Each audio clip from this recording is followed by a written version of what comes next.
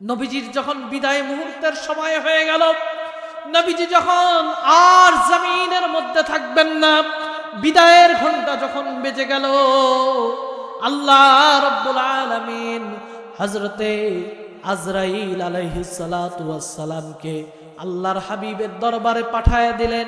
পাঠায়া দিয়া নবীজির সামনে হযরত আজরাইলকে পাঠায়া দিয়ে আল্লাহ অর্ডার করে দিলেন, আজরাইল রে, আমার হাবিবের সামনে যাবি, আমার বন্ধুর সামনে যাবি, সালাম দিবি, অনুমতি দিলে ঘরের মধ্যে প্রবেশ করবি, আর যদি অনুমতি না দেয় ঘরের মধ্যে প্রবেশ করার দরকার নাই।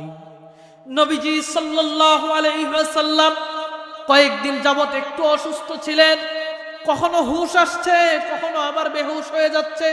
প্রচন্ড নবীজির শরীরের মধ্যে জ্বর, কখনো হুঁশে আসছেন, আবার কখনো বেহুশ হয়ে যাচ্ছেন। সিদ্দিক আকবর হযরতে আবু বকর সিদ্দিক রাদিয়াল্লাহু আনহু নবীজিকে ছেড়ে যান না, নবীজির সব সময় কাছে রয়েছে। আল্লাহর হাবিবকে ইন্তেকালের আগ মুহূর্তে একটু সুস্থ দেখা গেল। আল্লাহর হাবিব বিশ্বনবী হযরতে আবু বকরকে ডাক দিয়ে বলেন, রে আবু বকর, আমি রাসূলকে একটু সুস্থ অনুভব করছি, আমি রাসূল একটু ভালো অনুভব করছি, যাও যাও আবু বকর, বাড়ির একটু খবর নিয়ে আসো, বাড়ির একটু খোঁজ খবর নিয়ে আসো। হযরত আবু বকর ডাক দিয়ে বলেন, রাসূলুল্লাহ, আপনার অসুস্থ অবস্থায় রেখে একটা মুহূর্তের জন্য আমি আবু বকরের কোথাও যাইতে মন চায় না। প্রত্যেকটা সময় আপনার সাথে থেকেছি, গারে সুরেও আপনার সাথে থেকেছি, আপনারে সারা নবীজি কোথাও আমার যেতে মন চায় না। নবীজি বললেন, যাও একটু বাড়ির দিকে একটু খোঁজ খবর নিয়ে আসো। আবু বকরকে পাঠিয়ে দিলেন নবীজি। আল্লাহর হাবিব সাল্লাল্লাহু আলাইহি ওয়াসাল্লাম ঘরের মধ্যে এমনি ভাবে বসা, হযরতে ফাতেমাতুজ জাহরা রাদিয়াল্লাহু তাআলা আনহা, আম্মা জান আয়েশা সিদ্দিকা পাশে নবীজির বসা। হঠাৎ করে কে জানি দরওয়াজার মধ্যে নক করলো। হযরতে ফাতেমা রাদিয়াল্লাহু তাআলা আনহাকে নবীজি বললেন, মা রে, দরওয়াজাটা একটু খুলে দাও। যখন দরওয়াজা খুলে দেওয়া হলো, মালাকুল মাউত হযরতে আজরাইল আলাইহিস সালাতু ওয়াস সালাম নবীজিকে সালাম দিলেন, আসসালাতু ওয়াস সালামু আলাইকা ইয়া রাসূলুল্লাহ, আসসালাতু ওয়াস সালামু আলাইকা ইয়া হাবিবাল্লাহ, আনা আজরাইল আদখুল, সালাম আপনার উপর হে আল্লাহর রাসূল, আমি আজরাইল কি আসতে পারি? নবীজি বললেন, আসো। আজরাইল আলাইহিস সালাতু ওয়াস সালাম ঘরের মধ্যে ঢুকে বললেন, ইয়া রাসূলুল্লাহ, ইয়া হাবিবাল্লাহ, নবী গো, আজকের জীবনে প্রথম অনুমতি নিয়ে ঘরের মধ্যে ঢুকলাম, আজ পর্যন্ত কারো কাছে আমি আজরাইল অনুমতি নিয়ে যাই নাই। নবীজি বললেন, আজরাইল কেন এসেছো আমার নিকটে? হযরতে আজরাইল আলাইহিস সালাতু ওয়াস সালাম ডাক দিয়ে বলেন, ইয়া রাসূলুল্লাহ, ইয়া হাবিবাল্লাহ, মালিকের দরবার থেকে প্রস্তাব নিয়ে এসেছি। কলিজা ভেঙে দেওয়ার মতন প্রস্তাব। কি প্রস্তাব? হযরত আজরাইল আলাইহিস সালাতু ওয়াস সালাম আল্লাহর হাবিবকে ডাক দিয়ে বলেন, রাসূলুল্লাহ, মালিকের পক্ষ থেকে দুইটা প্রস্তাব আপনার জন্য রয়েছে। আপনার যতদিন মনে চায় এই জমিনের মধ্যে আপনি থাকতে পারেন, আবার যদি মনে চায় মালিকের সাক্ষাতেও আপনি চলে যাইতে পারেন। ইয়া রাসূলুল্লাহ, ইয়া হাবিবাল্লাহ, আপনার যেইটা মনে চায় আপনি সেইটাই করেন, আপনার যা মনে চায় আপনি তাই করতে পারবেন, আপনার উপরে কোনো জুলুম নাই, আপনার উপর কোনো অধিকার নাই। আল্লাহর হাবিব সাল্লাল্লাহু আলাইহি ওয়াসাল্লামের পাশে ওই সময় হযরতে জিবরাইল দাঁড়ায়। আল্লাহর হাবিবের সাথে জিবরাইলের ছিল আল্লাহর বন্ধুত্বের সম্পর্ক। জিবরাইলের সামনে নবীজির সাথে বন্ধুত্বের সম্পর্ক ছিল। আল্লাহর হাবিব সাল্লাল্লাহু আলাইহি ওয়াসাল্লামের সামনে নবীজির সাথে হযরতে জিবরাইলের এমন বন্ধুত্ব ছিল, কোন নবীর সাথে জিবরাইল আলাইহিস সালাম 2 বার 5 বার 10 বার কয়েকশো বার এসেছেন, আর আল্লাহর হাবিবের 23 বছর জিন্দেগির মধ্যে জিবরাইল আমিন 24,000 বার নবীজির সামনে এসেছে। আল্লাহর হাবিব জিজ্ঞাসিত দৃষ্টিতে আমার দিক সবাই তাকান, না হলে বুঝবেন না। আল্লাহর হাবিব জিজ্ঞাসিত দৃষ্টিতে জিবরাইলের দিক তাকালেন। কি করব বলেন, কি করব বন্ধু বলো। হযরতে জিবরাইলের সাথে এমন বন্ধুত্ব নবীজির ছিল, জিবরাইল নবীজির নাম ধরে ডাকতেন। কথা বলবেন। জিবরাইল নবীজির নাম ধরে ডাকতেন, আল্লাহ কখনো নাম ধরে ডাকতেন না। জিবরাইল নবীজির নাম ধরে ডাকতেন। নবীজি বলেন, আমার মালিক আমি রাসূলকে কখনো নাম ধরে ডাকেন নাই। আমার নবীজি ডাক দিয়ে বলেন, আমার আল্লাহ আমারে কিভাবে ডাকে জানো নাকি? আল্লাহ ডাকতেন মুজাম্মিল, আল্লাহ ডাকতেন মুদ্দাসির। এই জন্য নবীজি বলতেন, আনা মুজাম্মিল, আনা মুদ্দাসির, আনা তাহা, আনা ইয়াসিন, আনা বাশীর, আনা নবীর। আমার মালিকের যখন যা মনে চায় নতুন নতুন নাম দিয়ে আমি রাসূলকে আল্লাহ ডাকেন, কখনো নাম ধরে ডাকতেন না। কিন্তু জিবরাইলের সাথে বন্ধুত্বের সম্পর্ক নবীজির ছিল। হযরতে জিবরাইল আমিনের দিকে নবীজি তাকালেন, জিবরাইলে কি করব বলো, থাকবো না মালিকের সাক্ষাতে যাব? হযরতে জিবরাইল আমিন ডাক দেব, রাসূলুল্লাহ ইয়া হাবিবাল্লাহ, থাকবেন কিনা যাবেন এইটা বলতে পারবো না। যখন আজকে আল্লাহর আসমান থেকে জমিনের মধ্যে আমি জিবরাইল আসি, তখন আমি আল্লাহর আসমান 7টা আসমানের দিক তাকায় দেখি 7টা আসমানটাকে আল্লাহ আলোকিত করেছেন। 7টা আসমান থেকে আল্লাহ সুসজ্জিত করেছেন। ইয়া রাসূলুল্লাহ ইয়া হাবিবাল্লাহ, আজকে আসমানের দরওয়াজাগুলোকে আল্লাহ এত সুন্দরভাবে সাজিয়েছেন, কোনদিন এত সুন্দরভাবে আমি আল্লাহর আসমানগুলোকে দেখিনি। নবীজি বুঝতে পারলেন জমিনের মধ্যে আর থাকা যাবে না। নবীজি বুঝতে পারলেন আল্লাহ রাব্বুল আলামিন তার হাবিবের সাক্ষাৎকে পছন্দ করে। আল্লাহর হাবিব বিশ্ব নবী, এই যে দেখেন উম্মতের ভালোবাসা কাকে বলে, উম্মতের মহব্বত কাকে বলে। ও ঠাকুরগাঁওর মুসলমানরা, গভীর রজনীতে যারা আজকে এই মাটিতে বসে আছেন, এই মাটিতে বসে থাকা আপনার জন্য কি ফায়দা বয়ে আনে শুনেন। আল্লাহর হাবিব হযরতে জিবরাইলের দিক তাকায়া নবীজি বলতেছেন, ও জিবরাইল রে, আমি নবী যদি আল্লাহর রাহে আল্লাহর সাক্ষাতে চলে যাই, তাহলে আমার গুনাহগার উম্মতের কি অবস্থা হবে? মা ইফআলু বিউম্মতি বাদি, মা ইফআলু বিউম্মতি বাদি, আমার গুনাহগার উম্মতের কি হালত হবে রে জিবরাইল? আমি নবীটা জানতে চাই। নবীজি সাল্লাল্লাহু আলাইহি ওয়াসাল্লামের এই কথা শুনে আল্লাহ রাব্বুল আলামিনের কাছে হযরতে জিবরাইল আমিন চলে গেলেন। জিবরাইল আমিন যে বলতেছেন, আল্লাহ তোমার দোস্ত জানতে চাই, সে চলে আসার পর তার উম্মতের সাথে কি ব্যবহার করা হবে। আল্লাহ রাব্বুল আলামিন হযরতে জিবরাইলকে ডাক দিয়ে বলতেছেন, না জিবরাইল, আমার হাবিবকে যে বল, আমার হাবিবের উম্মতেরা যদি সত্যিকার অর্থে তাওবার ইস্তেগফার আমি মালিককে হাদিয়া হিসেবে যদি দিতে পারে, আমি এই উম্মতের উপরে কখনোই আযাব আর গজব দিব না।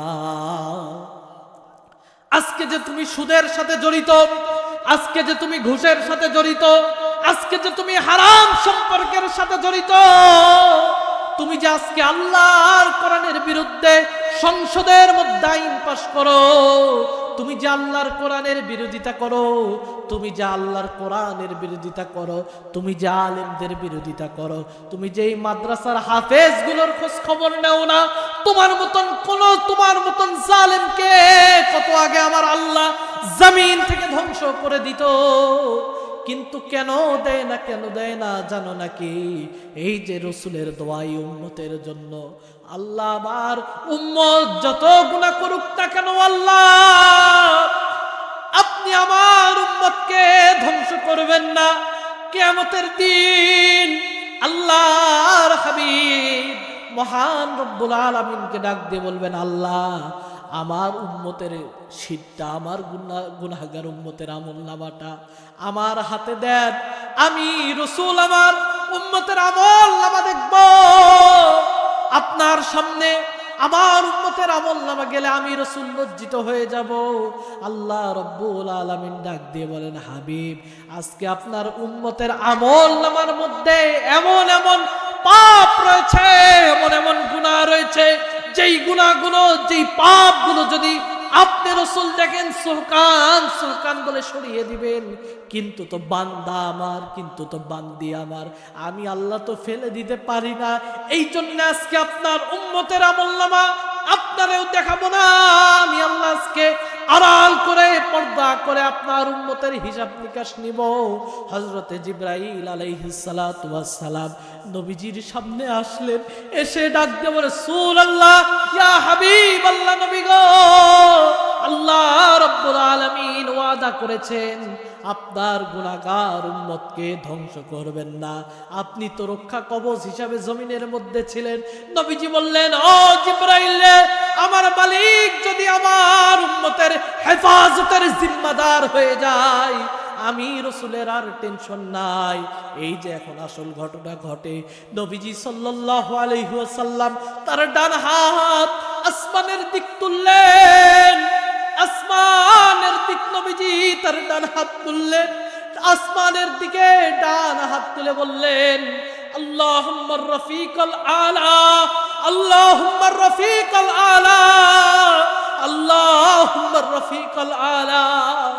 এই তিনবার বলার পর নবীজির হাত মোবারক জমিনের দিকে ঢলে পড়ে যায়। কার হাত পড়ল রে ভাই? এই কার হাত পড়ে গেল? যাকে আল্লাহ গোটা পৃথিবীর জন্য রহমত করে পাঠিয়েছেন, যেই রাসূলকে আল্লাহ ওয়া আরসালনাকা ইল্লা রাহমাতাল লিল আলামিন, যেই রাসূলকে আল্লাহ গোটা বিশ্বের মানুষের জন্য রহমত করে পাঠিয়েছেন, ওয়া ইন্নাকা লাআলা খুলুকিন আযীম, যেই রাসূলকে আল্লাহ মহান চরিত্রের অধিকারী করেছেন, তার হাত আজকে পড়ে গেল। যখনই হাত পড়ে গেল, রাসূল আর দুনিয়ার মধ্যে নাই, নবীজি আর দুনিয়ার জমিনের মধ্যে নাই, নবীজি ইন্তেকাল করেছেন। নবীজি যখন হাত পড়ে গেল, হযরতে ফাতেমা রাদিয়াল্লাহু তাআলা আনহা নবীজির সামনে চলে গেল।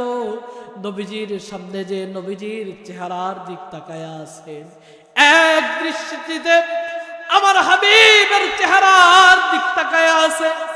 আর ফাতেমাতুজ জাহরা রাদিয়াল্লাহু তাআলা আনহা চোখের পানি ফেলে কেঁদে কেঁদে বলতেছেন, সুব্বাত আলাইয়া আমাসাইবু লাউ আন্নাহা, সুব্বাত আলাইয়া আমাসাইবু লাউ আন্নাহা সুব্বাত আলাল আইয়ামি সিরনা লায়ালিয়া। ও জগৎবাসী, জানো নাকি আমার মনের উপরে কেমন ঝড় আর কেমন তুফান? আমার মনের উপরে আজকে এমন ঝড় আর এমন কালো মেঘ। এই ঝড় আর কালো মেঘের যদি এক অংশ জমিনের মধ্যে দেওয়া হয়, গোটা জমিনটা অন্ধকারচ্ছন্ন হয়ে যাবে। নবীজির ইন্তেকালের খবর শুনে হযরত আবু বকর দৌড়ে নবীজির কাছে চলে আসলেন। জোরে নবীজির সামনে যখন চলে আসলেন, দেখতেছে রহমতের রাসূল সুন্দরভাবে শোয়া, সুন্দর সবুজ ইয়ামানি চাদর নবীজির গায়ের উপরে ঢাকা। দরজার কাছে এসে আবু বকর বলছে, রাসূলুল্লাহ, পৃথিবীর জমিনে, দুনিয়ার জমিনের মধ্যে যেই জায়গার মধ্যে আপনি গিয়েছেন, সেই জায়গার মধ্যে তো আমি আবু বকরকে নিয়ে গিয়েছেন। যেখানেই সফর করেছেন, আমি আবু বকরকে সাথে নিয়ে সফর করেছেন। আজকে এই সফরের মধ্যে কেন আমি আবু বকরকে রেখে গেলেন হাউমাউ করে? নবীজিকে জড়ায়া ধরে চোখের পানি ফেলে কাঁদতেছে। আজকের এই চোখের পানি নবীজির কাফনের মধ্যে পড়ে, আবার গারে সুরের মধ্যে আবু বকরের চোখের পানি নবীজির গালের মধ্যে পড়ে। যখন ফাঁকা গর্ত আটকাতে যে আবু বকর পায়ের গোড়ালি দিয়ে যখন আঘাত করেছিল, ধরেছিল ওই গর্ত, সাপ যখন আবু বকরের গোড়ালির মধ্যে কামড় দিয়েছিল, হযরত আবু বকর সেই সময়ও চোখের পানি নবীজির গালের মধ্যে ফেলিয়েছেন। আবার আজকে নবীজি সাল্লাল্লাহু আলাইহি ওয়াসাল্লামের কাফনের মধ্যে হযরতে আবু বকর সিদ্দিক চোখের পানি ফেলায়। আল্লাহ রাব্বুল আলামিন যেন নবীজির কাফনের মধ্যে আবু বকরের চোখের পানিকে আতর হিসাবে ব্যবহার করায় দেয়। আল্লাহ রাব্বুল আলামিন কোরআনুল হাকিমের মধ্যে সুন্দর করে জানায় দিলেন, গোলাম وَإِذَا قُرِئَ الْقُرْآنُ فَاسْتَمِعُوا لَهُ وَأَنصِتُوا لَعَلَّكُمْ تُرْحَمُونَ। বান্দারে, তোমাদের সম্মুখে যখন আমার এই কোরআন থেকে গোলাম কথা বলা হবে, প্রথমেই দিবা মন, তারপর দিবা কান। মন আর কান দিয়ে যে গোলাম আল্লাহর কোরআনের কথা অন্তর লাগায়া, দিল লাগায়া শ্রবণ করে, আমার আরশ আজিমের মালিক আল্লাহ এত খুশি হয়ে যায়, ওই গোলামের দিকে সমস্ত আসমানের মধ্যে থেকে রহমতের বাড়ি ধারা ওই মাহফিলের দিকে বর্ষণ করতে শুরু করে দেয়। কোরআন যারা শোনে অনেক বড় আলেম হওয়া লাগবে, অনেক বড় কোটিপতি হওয়া লাগবে, অনেক বড় পীর সাহেব হওয়া লাগবে, তাদেরকেই বুঝি আল্লাহ কোরআন শোনার ক্ষেত্রে ইজ্জত দিয়েছেন। আমার মালিক আল্লাহ তেমন না। আমার আল্লাহ রাব্বুল আলামিন ডাক দিয়ে বলেন, ইন্না আকরামাকুম ইনদাল্লাহি আতকাকুম। যে বান্দার কলিজার মধ্যে, যে বান্দার অন্তরের মধ্যে আমি মালিকের প্রেম রয়েছে, আমি মালিকের ভালোবাসা রয়েছে, ওই লোকটা যদি রাস্তার ফকির হয় আর বাদশার অন্তরে যদি মালিকের প্রেম না থাকে, মালিকের ভালোবাসা যদি না থাকে, ওই প্রেসিডেন্টের চাইতে এই ফকিরের মর্যাদা 1000 গুণ রবের দরবারে বেশি হয়ে যায়। ওই লোকটা কানাও হোক না কেন, তার মর্যাদা রব্বুল আলামিনের নিকট রয়েছে। রাসূলের একজন অন্ধ সাহাবী ছিল, নাম হলো হযরতে আব্দুল্লাহ ইবনে উম্মে মাকতুম রাদিয়াল্লাহু তাআলা আনহু। দিন বোঝার ক্ষেত্রে, কোরআন বোঝার ক্ষেত্রে আমার মালিক শুধু অন্তরের দিক তাকায়া দেখে, চেহারার দিক আমার আল্লাহ তাকান না। আমার আল্লাহ তাকায়া দেখে অন্তরের দিকে, কোন বান্দার কলবের মধ্যে, কোন বান্দার অন্তরের মধ্যে মালিকের ভালোবাসা রয়েছে, মালিকের প্রেম রয়েছে। লোকটা যদি অন্ধ হয় তাও মালিকের দরবারে তার মর্যাদা রয়েছে। অন্ধ সাহাবী আব্দুল্লাহ ইবনে উম্মে মাকতুম রাদিয়াল্লাহু তাআলা আনহু রাসূল করিম সাল্লাল্লাহু আলাইহি ওয়াসাল্লাম ঈশার নামাজ পড়ে ঘুমায়া ঘুমায়া নবীজি শুয়ে শুয়ে চিন্তা করতেছেন, আগামী দিন দিনের দাওয়াত কাদের কাছে আমি রাসূল পৌঁছাবো, আগামী দিন দিনের দাওয়াত কাদের নিকট আমি রাসূল ছড়ায়া দিব। রাসূল করিম সাল্লাল্লাহু আলাইহি ওয়াসাল্লাম শুয়ে শুয়ে কর্মী টার্গেট করছেন। আজকে বাংলার জমিনে এমনও একটা দল আছে যারা আজ রাসূলের সুন্নত অনুসারে কর্মী টার্গেট করে। কথা কোন ঠিক কিনা? রাসূল করিম সাল্লাল্লাহু আলাইহি ওয়াসাল্লাম শুয়ে শুয়ে চিন্তা করছেন, আগামীকালকে কার কার নিকটে দ্বীনের দাওয়াত আমি রাসূল নিয়ে যাব, দ্বীনের দাওয়াত আমি দিব। রাসূল করিম সাল্লাল্লাহু আলাইহি ওয়াসাল্লাম পরের দিন মক্কার বড় বড় নেতাদেরকে নিয়ে দ্বীনের দাওয়াত দিচ্ছেন। আবু জাহেল, উতবা, শাইবা, ওয়ালিদ ইবনে মুগিরা, আস ইবনে ওয়াইল, মক্কার বড় বড় নেতাদেরকে নিয়ে নবীজি দ্বীনের কথাবার্তা বলছিলেন।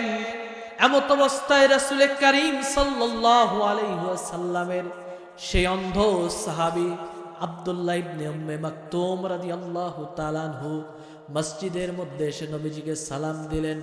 আসসালাতু ওয়াসসালামু আলাইকা ইয়া রাসূলুল্লাহ।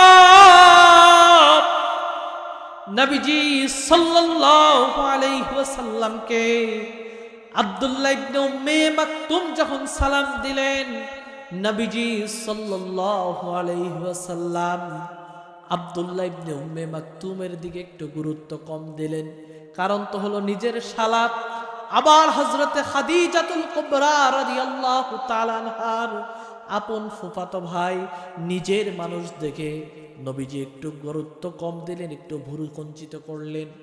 নবীজি ভাবলেন আমি আব্দুল্লাহ ইবনে উম্মে মাকতুমকে পরে সময় দিব, মক্কার বড় বড় কাফেরদেরকে যেহেতু এই সময়ে আমি রাসূল দ্বীনের দাওয়াত দিচ্ছি, নবীজি একটু গুরুত্ব কম দিলেন, একটু ভুরু কুঞ্চিত করলেন।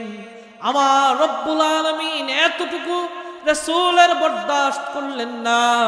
সঙ্গে সঙ্গে আল্লাহ রব্বুল আলামিন হযরতে জিবরাইলকে দিয়ে ওহী নাযিল করে দিয়ে নবীজির উপরে সূরা আবাসা নাযিল করে দিয়ে আল্লাহ বললেন, আবাসা ওয়া তাওয়াল্লা, হাবিব আপনি ভুরু কুঞ্চিত কেন করলেন? আপনি যেই মক্কার বড় বড় কাফেরদেরকে দ্বীনের দাওয়াত দিচ্ছিলেন, এই মক্কার বড় বড় কাফেরদের অন্তরে আমি মালিকের কোনো প্রেম নাই, আমি মালিকের কোনো ভালোবাসা নাই, কিন্তু আমার ওই অন্ধ বান্দা উম্মে মাকতুমের অন্তরে আমি মালিকের ভালোবাসা দিয়ে ভরা। এরপরে আল্লাহর হাবিব যেখানে সফরের মধ্যে যাইতেন, উম্মে মাকতুমকে চেয়ারের মধ্যে বসায় দিয়ে যাইতেন। উম্মে মাকতুমকে নবীজি সাল্লাল্লাহু আলাইহি ওয়াসাল্লাম সফরে যখন যাইতেন, নবীজি নিজের চেয়ারটাকে উপরে উম্মে মাকতুমকে বসায়া দিয়ে যাইতেন।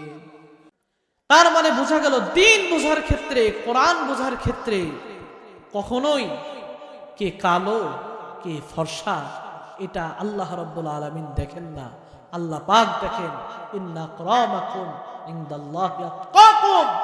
কোন বান্দার কলবে, কোন বান্দার অন্তরে রবের ভালোবাসা রয়েছে, সেই বান্দাকে রব্বুল আলামিন দেখেন।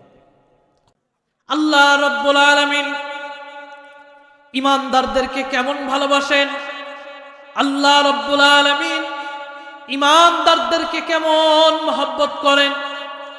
ইমানদাররা যখনই কোনো বিপদে পড়ুক না কেন, রবের ভালোবাসা রয়েছে, রবের মহব্বত রয়েছে।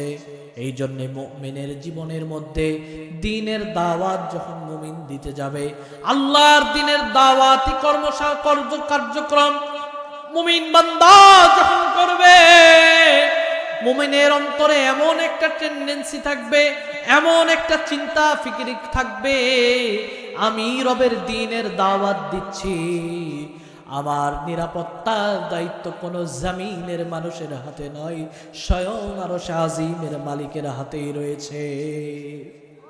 মুমিন বান্দা, ঈমানওয়ালা বান্দাকে আল্লাহ রাব্বুল আলামিন কখনোই একা বিপদে ফেলে দেন না।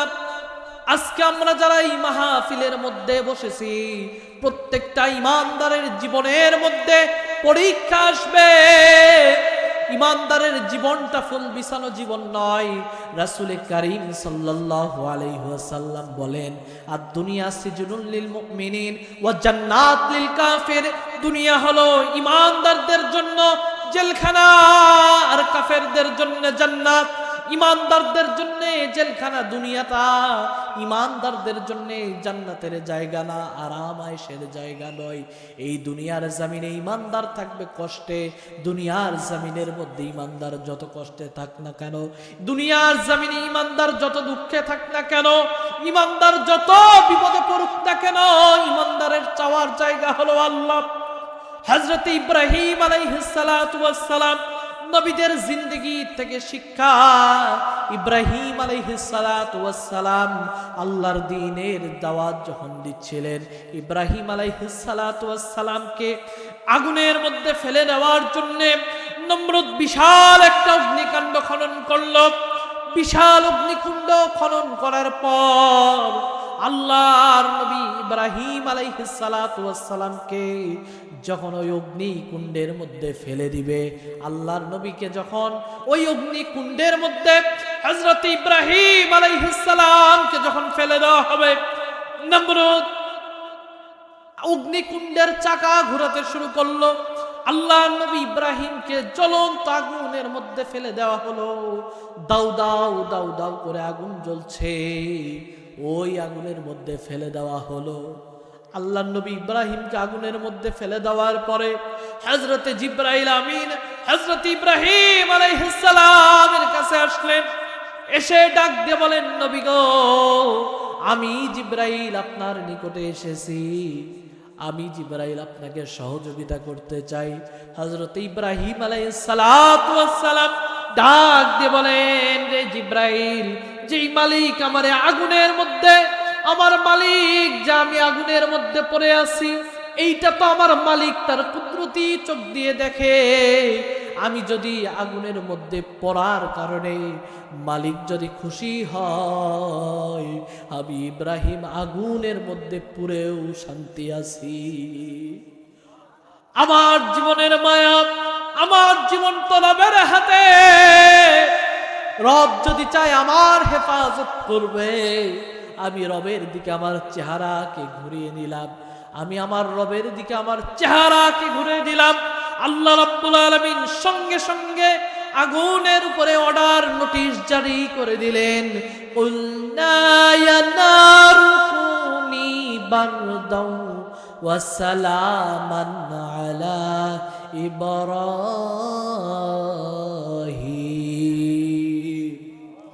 আল্লাহ রাব্বুল আলামিন বললেন, কুলনা ইয়া নারু কুনি বারদা, ওরে আগুন আমার ইব্রাহিমের জন্য ঠান্ডা হয়ে যাও। কেমন ঠান্ডা হয়ে যাবে? যদি আল্লাহ বলতেন ঠান্ডা হয়ে যা, বরফ হয়ে যেত আগুন। দুনিয়াতে আর আমরা চুলা জ্বালাতে পারতাম না। আল্লাহ কত সুন্দর করে বললেন, ওয়াসালামান ওয়াসালামান আলা ইব্রাহিম, আমার ইব্রাহিমের জন্য আগুন এমন ঠান্ডা হয়ে যায় যেই ঠান্ডাটা আমার নবী ইব্রাহিম শরীরের মধ্যে পছন্দ অনুভব করবে। কয়েকদিন ধরে দাউ দাউ করে আগুন জ্বালানো হলো। আগুন যখন নিভে গেল, কয়েকদিন পর নমরুদ ওই চুলার দিক তাকায় দেখতেছে ইব্রাহিম নবী বেঁচে আছে না মারা গেল। আগুনের দিকে, আগুনের কুণ্ডলীর দিকে নমরুদ তাকায় দেখে ইব্রাহিম আলাইহিস সালাতু ওয়াস সালাম বেঁচে আছেন না মারা গেছেন। আল্লাহর নবী ইব্রাহিম আলাইহিস সালাতু ওয়াস সালাম আগুনের কুণ্ডলীর মধ্যে জান্নাত থেকে রব্বুল আলামিন ফল পাঠিয়ে দিয়েছে। সেই জান্নাতি ফল আল্লাহর নবী ইব্রাহিম আগুনের কুণ্ডলীর মধ্যে বসে খায়। নমরুদ এই দৃশ্য দেখে নমরুদের মাথা গরম হয়ে গিয়েছে। নমরুদ বলে, কিরে, জ্বলন্ত আগুনের মধ্যে আগুন নিভে গিয়েছে, এই আগুনের মধ্যে ইব্রাহিমের তো একটা পশম থাকার কথা না, ইব্রাহিম কিভাবে টিকে আছে? আগুনের দিক ইব্রাহিম আলাইহিস সালাতু ওয়াস সালামের দিক দৃশ্য দেখে নমরুদের মাথা গরম হয়ে গেল। নমরুদ আগুনের দিক তাকায় বলতেছে, আগুন রে, তোর কি জ্বালানোর ক্ষমতা, তোর কি পুরানোর ক্ষমতা শেষ হয়ে গিয়েছে নাকি? আল্লাহ রাব্বুল আলামিনের কাছে আগুন জবাব চায়, আল্লাহ আমার জবানটা একটু খুলে দেন, আমি নমরুদের কথার পক্ষে একটু কথা বলবো। আগুন ডাক দিয়ে কয়, নমরুদ রে, আমি আগুনের জ্বালানোর ক্ষমতা আছে কিনা তুই নমরুদ এই আগুনের কুণ্ডলীর মধ্যে একটু নেমে দেখ, তোরে সুদ্ধা তোর গোটা গোষ্ঠীরে জ্বালায়া খতম করে দিতে পারবো, কিন্তু আল্লাহর নবী ইব্রাহিম আলাইহিস সালাতু ওয়াস সালামের একটা পশমকেও আমি আগুন পুড়তে পারবো না। কি আল্লাহ রাব্বুল আলামিনের পরীক্ষা ছিল ইব্রাহিম আলাইহিস সালাতু ওয়াস সালামের জন্য। খলিলুল্লাহ উপাধি দিয়েছেন, কি মহব্বতের নবী ছিল। প্রত্যেকটা নবীর জিন্দেগিকে আল্লাহ রাব্বুল আলামিন পরীক্ষা দিয়ে সাজিয়েছেন। প্রত্যেকটা নবীর জিন্দেগিতে পরীক্ষা ছিল।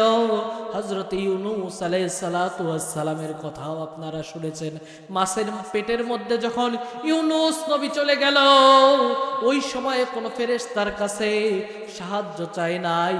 ইউনূস নবী সেই সময়ও রবের নিকটে এই সাহায্য চেয়েছেন। লা ইলাহা ইল্লা আনতা সুবহানাকা ইন্নী কুনতু মিনাজ জালিমিন।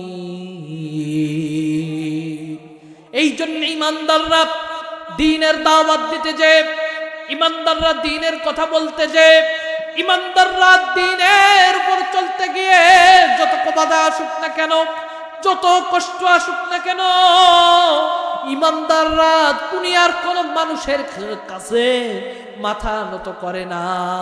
ইমানদাররা কেবলমাত্র রব্বুল আলামিনের নিকটেই মাথা নত করে। আমার সম্মানিত প্রিয় ভাইয়েরা, আমার দুনিয়ার জমিনে আজকে আপনি আমরা যেখানে বসা, আপনি আমি যেখানে বসা, একটু চিন্তা করে দেখেন তো, নিজের আমলনামার দিক তাকায় আজকে একটু লক্ষ্য করে দেখেন, এই গভীর রজনীতে একটু লক্ষ্য করে দেখেন। আজকে দুনিয়ার জমিনে ক্যামেরা, দুনিয়ার জমিনে আপনি আমি কি করি, সিসি ক্যামেরায় দেখি। আল্লাহ রাব্বুল আলামিনের ফেরেশতারও একটা ক্যামেরা আছে। আপনি কি করেন, আপনি রাতের গভীরে কোন পাপটা করেন, আপনি সার্বক্ষণিক কোন পাপের মধ্যে লিপ্ত, ফেরেশতারা সব জানে, ফেরেশতারা সব দেখে। আমরা তো এমন এমন পাপ করেছি, কত আগে জমিন থেকে আমরা ধ্বংস হয়ে যেতাম, যাদের জন্য আমরা দুনিয়ার জমিনের মধ্যে টিকে আছি। এই জমিন প্রতিদিন রবের নিকটে দোয়া করে, আল্লাহ আলা কুল্লা ইয়াউমিন ওয়াল আরদু তাস্তাজিলু রাব্বা। জমিন প্রতিদিন রব্বুল আলামিনের কাছে দোয়া করে, আল্লাহ আমার উপরে যেই পরিমাণ নোংরামি হয়, আমার উপরে যেই পরিমাণ পাপ করা হয়, মালিক আপনি একটাবার অনুমতি দেন, এই পাপী গুলোরে উল্টায়া জমিনের মধ্যে ঢুকায়া দিব। আলা কুল্লা ইয়াউমিন ওয়াল বাহরু তাস্তাজিলু রাব্বা। সমুদ্র প্রতিদিন অনুমতি চাই, মালিক আমার পারে যেই পরিমাণ গুনাহ করা হয়, আমার পাশে যেই পরিমাণ পাপ করা হয়, আল্লাহ বরদাস্ত হয় না, এক ঝাপটা দিয়াই গোলাম গুলোরে তুলে দেই। প্রতিদিন সমুদ্র অনুমতি চাই, প্রতিদিন জমিন রব্বুল আলামিনের কাছে অনুমতি চাই। আল্লাহ পাক জমিনের দিক তাকায় কি বলে জানেন নাকি? আল্লাহ পাক ওই সমুদ্রের দিক তাকায় কি বলে জানেন নাকি? দিলটা লাগায়া, অন্তর লাগায়া শুনে যান। আল্লাহ ডাক দিয়ে বলেন, ও জমিন রে, ও সমুদ্র রে, ও পাহাড় রে, গোলাম কি তোদের নাকি আমি আল্লাহর?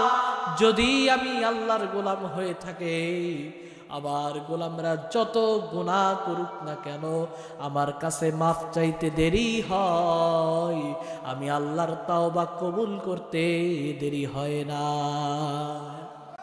হযরতে মূসা আলাইহিস সালাতু ওয়াস সালাম একদিন রব্বুল আলামিনের নিকটে বলছেন, আল্লাহ আপনার যখন কোন নেককার বান্দা আপনারে আল্লাহ বলে ডাক দেয়, সবাই একটু জোরে বলেন না আল্লাহ, আরেকবার একটু জোরে জবান খুলে বলেন না আল্লাহ।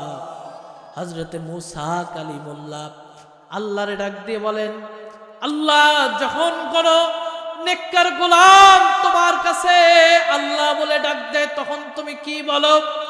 হযরতে মূসা নবীকে আল্লাহ রাব্বুল আলামিন ডাক দিয়ে বলেন, মূসা রে, আমি তখন সঙ্গে সঙ্গে একবার জবাব দেই লাব্বাইক।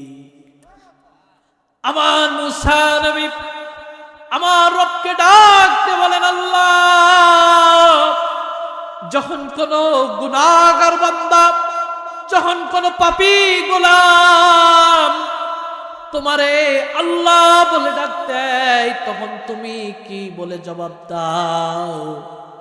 তখন নবী মূসাকে রব্বুল আলামিন ডাক দিয়ে বলেন, লাব্বাইক লাব্বাইক লাব্বাইক। মূসা নবী বললেন, আল্লাহ, কিছুই বুঝতে পারলাম না। তোমার নেককার গোলাম যখন তোমারে একবার আল্লাহ বলে ডাক দেয়, তুমি সেই সময় একবার লাব্বাইক বলো, আর গুনাহগার বান্দা যখন তোমারে আল্লাহ বলে ডাক দেয় তুমি তিনবার লাব্বাইক বলো। বুঝলাম না। আল্লাহ পাক রব্বুল আলামিন মূসা নবীরে ডাক দিয়ে বলেন, নবী মূসা, তুমি জানো না, তুমি জানো না, আমি আল্লাহ তো বান্দাদের কলবের দিক তাকায়া থাকি।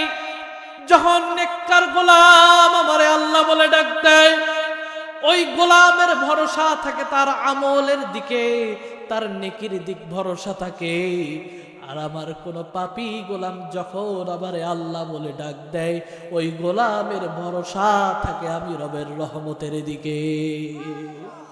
এই জন্য রব্বুল আলামিন বলেন, ওয়াকালা রাব্বুকুম উদউনি আস্তাজিব লাকুম। বান্দারে, আমারে ডাক ডাক, গোলাম স্মরণ কর, আমি তোর ডাকে সাড়া দিয়ে দিব। আমরা ভাবি আল্লাহ বুঝি অনেক দূরে রয়েছে। আল্লাহ বলেন, না রে গোলাম, না, তোর ওইটা বুঝের ভুল। ওয়া নাহনু আকরাবু ইলাইহি মিন হাবলিল ওয়ারিদ। বান্দার তোর শাহরগটা তোর যতটা না নিকটে রয়েছে, আমি আল্লাহ তার চাইতে বেশি নিকটে রয়েছি। আল্লাহর নবী, বিশ্ব নবী, রহমতের নবী আমার জমিন থেকে যখন বিদায় হয়ে যাবে, এই উম্মতের জন্য কত মায়া নবীজির ছিল, এই উম্মতের জন্য কত মহব্বত নবীজির ছিল, এই উম্মতের প্রতি কত ভালোবাসা নবীজির ছিল। আমরা যে রাসূলকে যদি কোনো ব্যক্তি অন্তর থেকে, দিল থেকে ভালোবাসে, কি তার ফায়দা রয়েছে একটু শোনায় যায়। প্রত্যেকটা নবীতে চলে গিয়েছেন দুনিয়ার জমিন থেকে।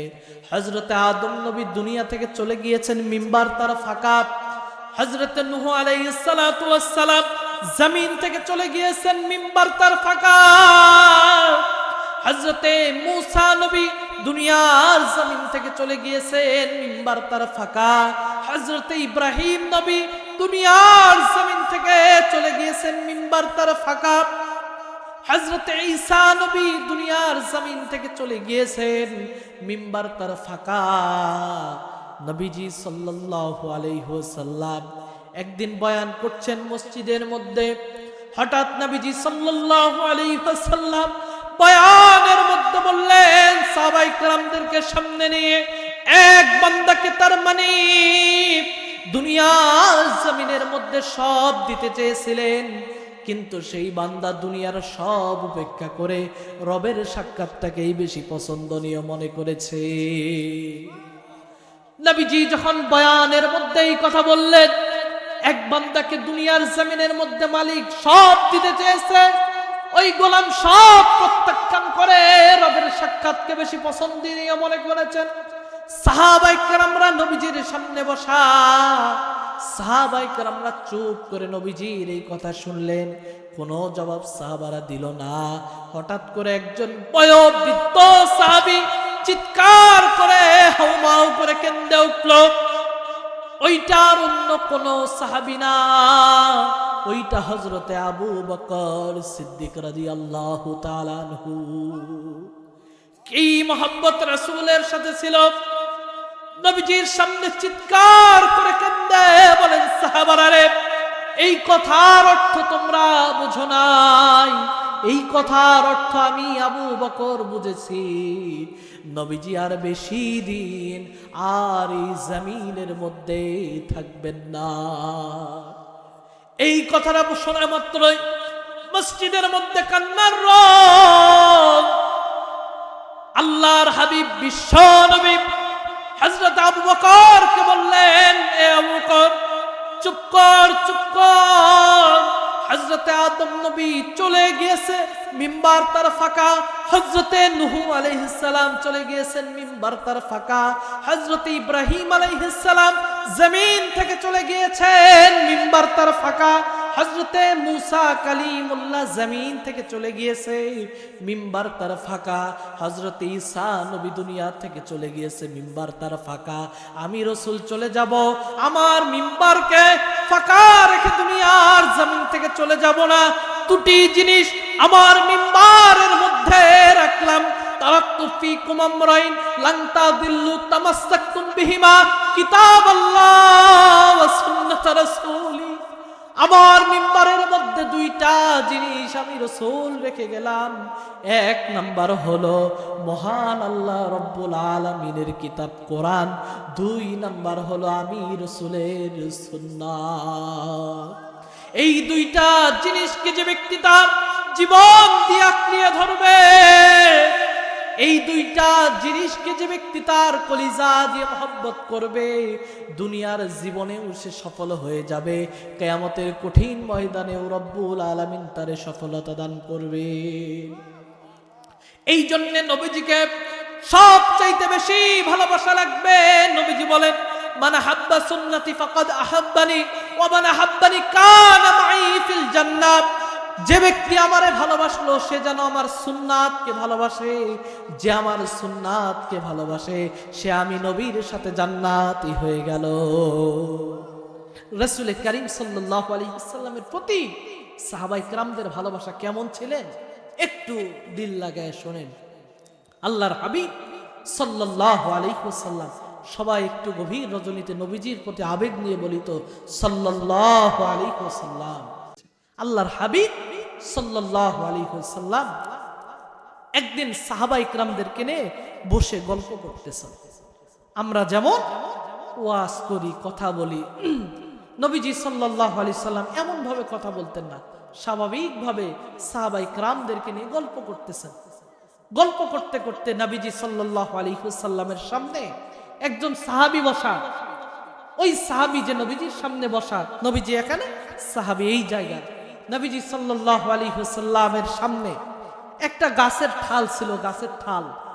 নবীজি সাল্লাল্লাহু আলাইহি ওয়াসাল্লাম সাহাবাদের সাথে গল্প করতে করতে, গাছের একটা ঠাল ছিল ভাই, গাছের ওই ঠালটা নবীজি সাহাবাদের সাথে গল্প করতে করতে, সামনে যে সাহাবী পিঠের মধ্যে চাদর কোনো ছিল না, গল্প করতে করতে নবীজি এমনি ভাবে ঠালটা দিয়ে সাহাবীর পিঠের মধ্যে বাড়ি দিয়েছেন। কি দিয়েছেন বলেন তো? আনন্দ করতে করতে সাহাবীর পিঠের মধ্যে বাড়ি দিয়েছে। সাহাবীর পিঠের মধ্যে আল্লাহর হাবিব সাল্লাল্লাহু আলাইহি ওয়াসাল্লাম বাড়ি দিয়েছেন।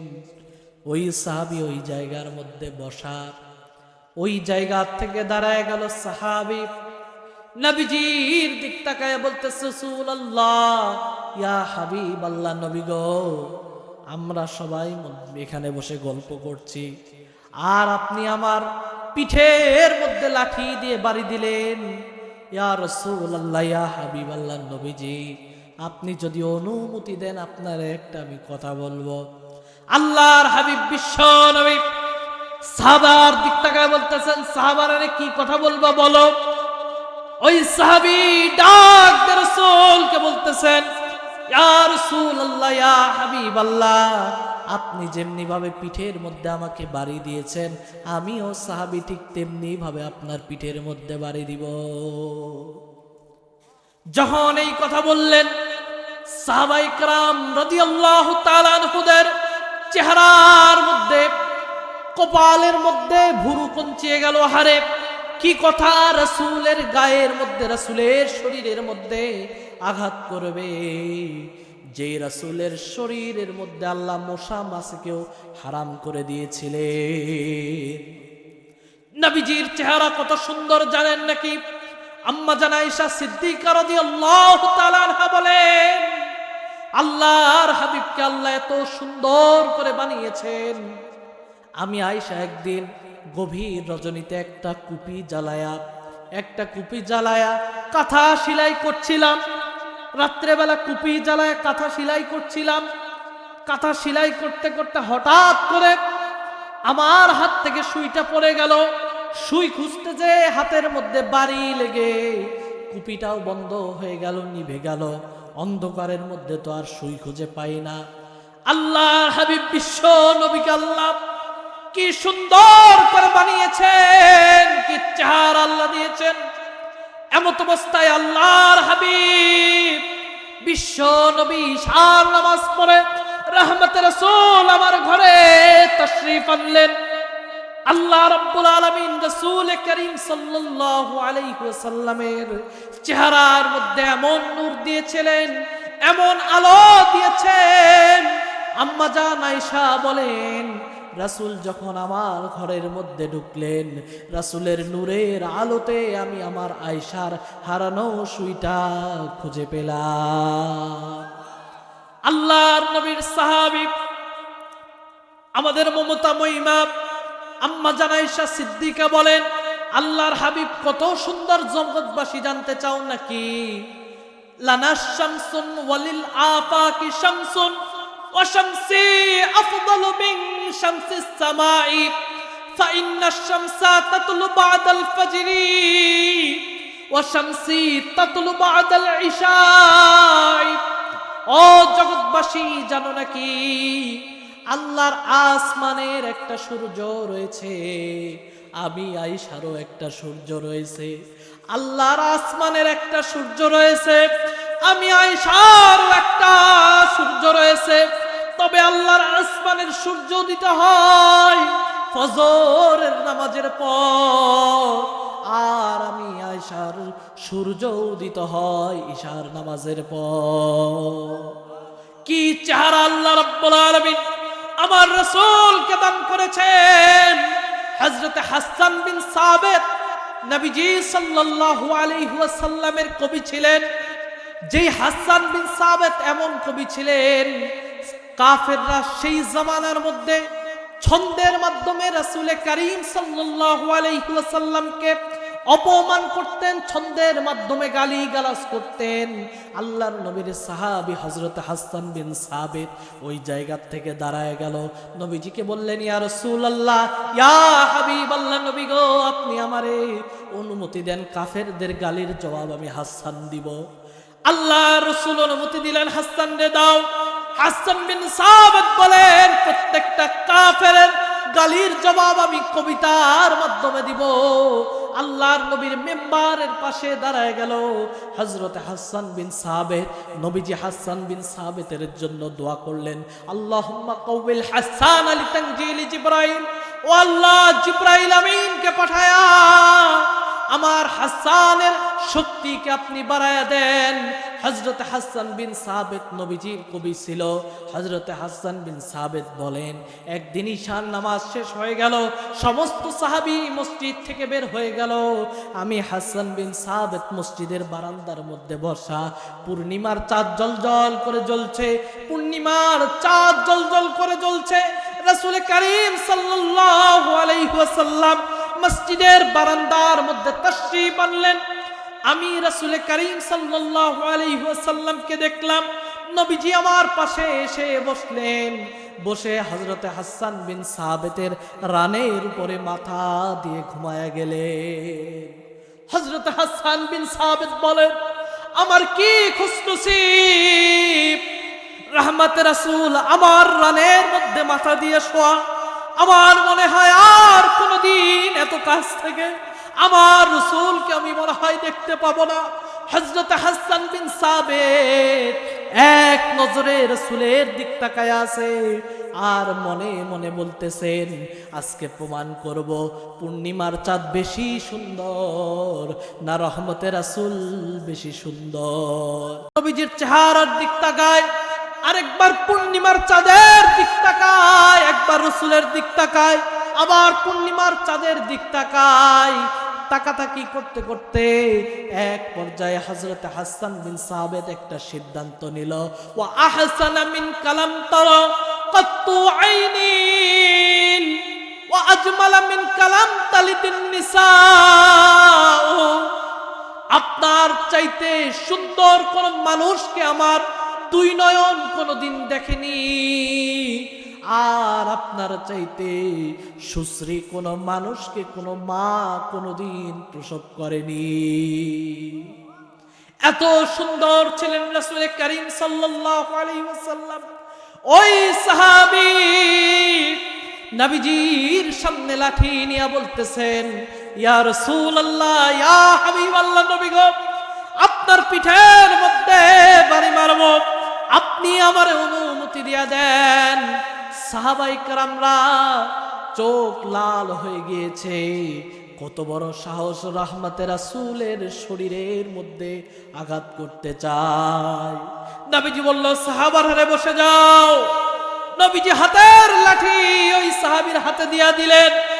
হাতের লাঠি হাতের দিয়ে দিয়ে নবীজি বলতেন, সাহাবী, আমি রাসূলকে যেহেতু তোমার মারার ইচ্ছা, আমি রাসূলকে যেহেতু আঘাত করার ইচ্ছা, এই যে হাতের লাঠি হাতের মধ্যে নাও, আর আমি রাসূলকে আঘাত করো, কোনো অভিযোগ নাই। ওই সাহাবী ডাকতে বলল, রাসূলুল্লাহ, আপনি যখন আমার পিঠের মধ্যে বাড়ি দিয়েছেন গো নবী, আমার পিঠের মধ্যে কোনো চাদর ছিল না, আপনার পিঠের মধ্যে তো চাদর রয়েছে। খালি পিঠে বাড়ি দেওয়ার এক মজা, চাদরওয়ালা পিঠে দেওয়া বাড়ি দেওয়ার আরেক মজা। নবীজি, আপনি চাদরটাকে সরায়া দেন। নবীজি সাল্লাল্লাহু আলাইহি ওয়াসাল্লাম সামনে তাকায়া দেখতেছেন, সাহাবারা চোখের পানি ফেলাচ্ছেন। হারে, সাহাবাদের সামনে নবীজির পিঠের মধ্যে সাহাবী আঘাত করবে। আল্লাহর হাবিব যখন পাঞ্জাবি মোবারক, জুব্বা মোবারক যখন এমনি ভাবে তুলছেন, জুব্বা মোবারক তুলতে তুলতে ঘাড় পর্যন্ত যখন নিয়ে গেছে, সাহাবীর হাতের মধ্যে লাঠি ছিল, সাহাবী লাঠিটাকে এইভাবে দূরে ছড়িয়ে দিলেন। দূরে ছুঁড়ে ফেলে দিয়ে নবীজিকে পিছন দিক থেকে জড়ায়া ধরে চোখের পানি ফেলে দিলেন। চোখের পানি ফেলে দিয়ে কান্না করেন। আর রব্বুল আলামিন নবীজির পিঠের মধ্যে ডান সাইডে একটা খতমে নবুয়তের সিল দিয়েছেন। পিঠের মধ্যে নবীজিকে আল্লাহ খতমে নবুয়ত শেষ নবী হিসাবে একটা সিল দিয়েছেন।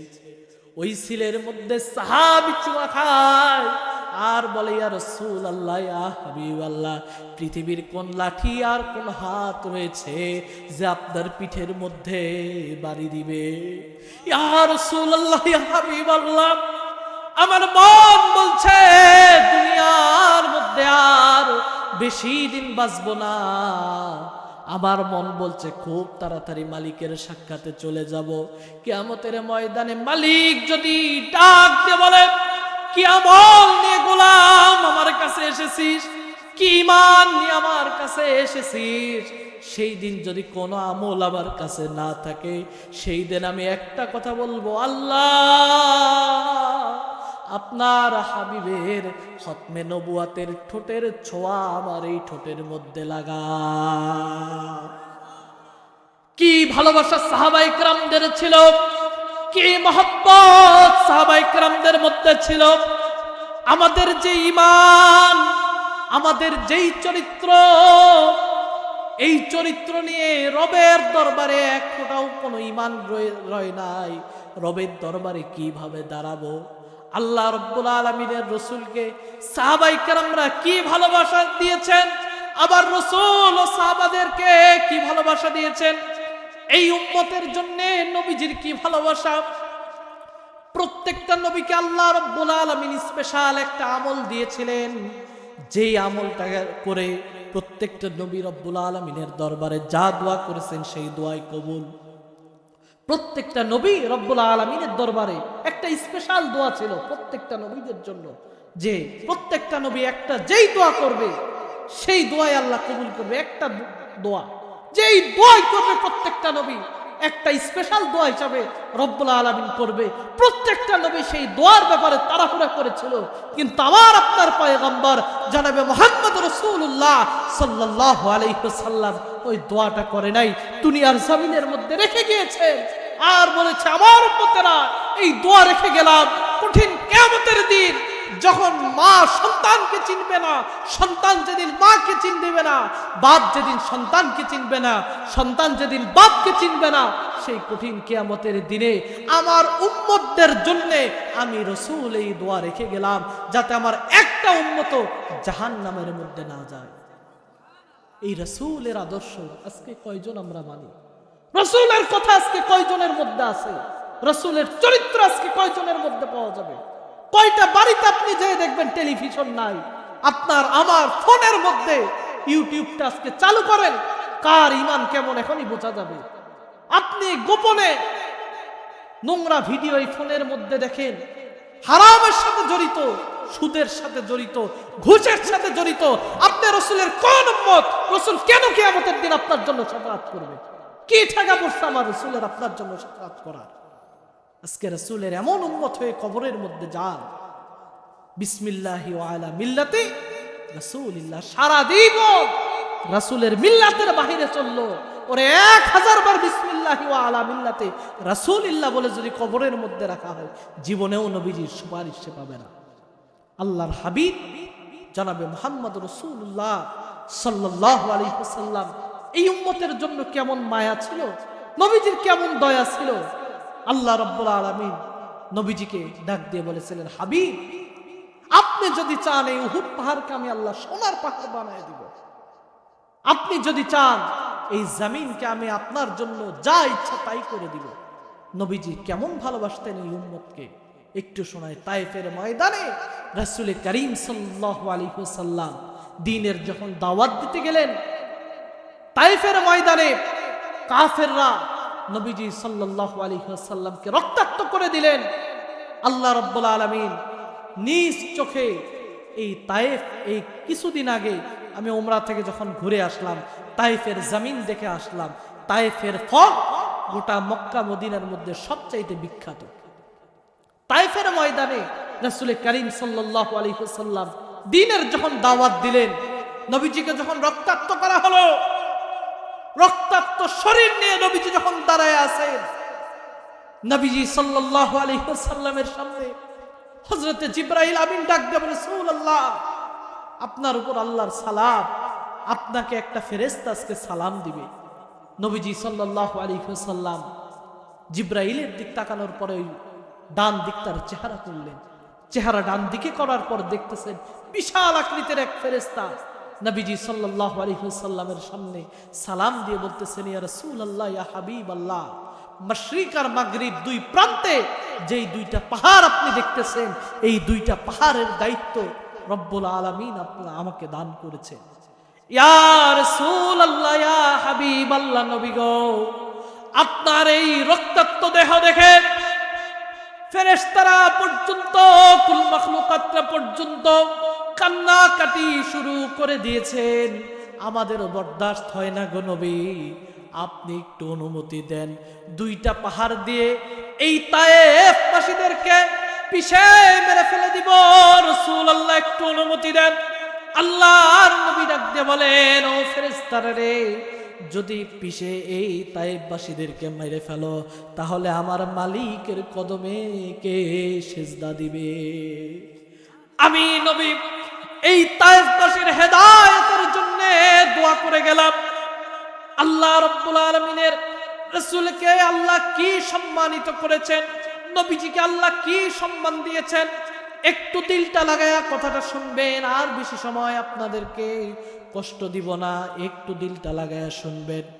নবীজির যখন বিদায় মুহূর্ত হয়ে গেল, নবীজির যখন বিদায় মুহূর্তের সময় হয়ে গেল, নবীজি যখন আর জমিনের মধ্যে থাকবেন না, বিদায়ের ঘন্টা যখন বেজে গেল, আল্লাহ রাব্বুল আলামিন হযরতে আজরাইল আলাইহিস সালাতু ওয়াস সালামকে আল্লাহর হাবিবের দরবারে পাঠায়া দিলেন। পাঠায়া দিয়া নবীজির সামনে হযরত আজরাইলকে পাঠায়া দিয়ে আল্লাহ অর্ডার করে দিলেন, আজরাইল রে, আমার হাবিবের সামনে যাবি, আমার বন্ধুর সামনে যাবি, সালাম দিবি, অনুমতি দিলে ঘরের মধ্যে প্রবেশ করবি, আর যদি অনুমতি না দেয় ঘরের মধ্যে প্রবেশ করার দরকার নাই। নবীজি সাল্লাল্লাহু আলাইহি ওয়াসাল্লাম কয়েকদিন যাবত একটু অসুস্থ ছিলেন, কখনো হুঁশ আসছে, কখনো আবার বেহুশ হয়ে যাচ্ছে, প্রচন্ড নবীজির শরীরের মধ্যে জ্বর, কখনো হুঁশে আসছেন আবার কখনো বেহুশ হয়ে যাচ্ছেন। সিদ্দিক আকবর হযরতে আবু বকর সিদ্দিক রাদিয়াল্লাহু আনহু নবীজিকে ছেড়ে যান না, নবীজির সব সময় কাছে রয়েছে। আল্লাহর হাবিবকে ইন্তেকালের আগ মুহূর্তে একটু সুস্থ দেখা গেল। আল্লাহর হাবিব বিশ্বনবী হযরতে আবু বকরকে ডাক দিয়ে বলেন, আবু বকর, আমি রাসূলকে একটু সুস্থ অনুভব করছি, আমি রাসূল একটু ভালো অনুভব করছি, যাও যাও আবু বকর, বাড়ির একটু খবর নিয়ে আসো, বাড়ির একটু খোঁজ খবর নিয়ে আসো। হযরত আবু বকর ডাক দিয়ে বলেন, রাসূলুল্লাহ, আপনার অসুস্থ অবস্থায় রেখে একটা মুহূর্তের জন্য আমি আবু বকরের কোথাও যাইতে মন চায় না। প্রত্যেকটা সময় আপনার সাথে থেকেছি, গারে সুরেও আপনার সাথে থেকেছি, আপনারে সারা নবীজি কোথাও আমার যেতে মন চায় না। নবীজি বললেন, যাও একটু বাড়ির দিকে একটু খোঁজ খবর নিয়ে আসো। আবু বকরকে পাঠিয়ে দিলেন নবীজি। আল্লাহর হাবিব সাল্লাল্লাহু আলাইহি ওয়াসাল্লাম ঘরের মধ্যে এমনি ভাবে বসা, হযরতে ফাতেমাতুজ জাহরা রাদিয়াল্লাহু তাআলা আনহা, আম্মা জান আয়েশা সিদ্দিকা পাশে নবীজির বসা। হঠাৎ করে কে জানি দরওয়াজার মধ্যে নক করলো। হযরতে ফাতেমা রাদিয়াল্লাহু তাআলা আনহাকে নবীজি বললেন, মা রে, দরওয়াজাটা একটু খুলে দাও। যখন দরওয়াজা খুলে দেওয়া হলো, মালাকুল মাউত হযরতে আজরাইল আলাইহিস সালাতু ওয়াস সালাম নবীজিকে সালাম দিলেন, আসসালাতু ওয়াস সালামু আলাইকা ইয়া রাসূলুল্লাহ, আসসালাতু ওয়াস সালামু আলাইকা ইয়া হাবিবাল্লাহ, আনা আজরাইল আদখুল, সালাম আপনার উপর হে আল্লাহর রাসূল, আমি আজরাইল কি আসতে পারি? নবীজি বললেন, আসো। আজরাইল আলাইহিস সালাতু ওয়াস সালাম ঘরের মধ্যে ঢুকে বললেন, ইয়া রাসূলুল্লাহ, ইয়া হাবিবাল্লাহ, নবী গো, আজকের জীবনে প্রথম অনুমতি নিয়ে ঘরের মধ্যে ঢুকলাম, আজ পর্যন্ত কারো কাছে আমি আজরাইল অনুমতি নিয়ে যাই নাই। নবীজি বললেন, আজরাইল কেন এসেছো আমার নিকটে? হযরতে আজরাইল আলাইহিস সালাতু ওয়াস সালাম ডাক দিয়ে বলেন, ইয়া রাসূলুল্লাহ, ইয়া হাবিবাল্লাহ, মালিকের দরবার থেকে প্রস্তাব নিয়ে এসেছি। কলিজা ভেঙে দেওয়ার মতন প্রস্তাব। কি প্রস্তাব? হযরত আজরাইল আলাইহিস সালাতু ওয়াস সালাম আল্লাহর হাবিবকে ডাক দিয়ে বলেন, রাসূলুল্লাহ, মালিকের পক্ষ থেকে দুইটা প্রস্তাব আপনার জন্য রয়েছে। আপনার যতদিন মনে চায় এই জমিনের মধ্যে আপনি থাকতে পারেন, আবার যদি মনে চায় মালিকের সাক্ষাতেও আপনি চলে যাইতে পারেন।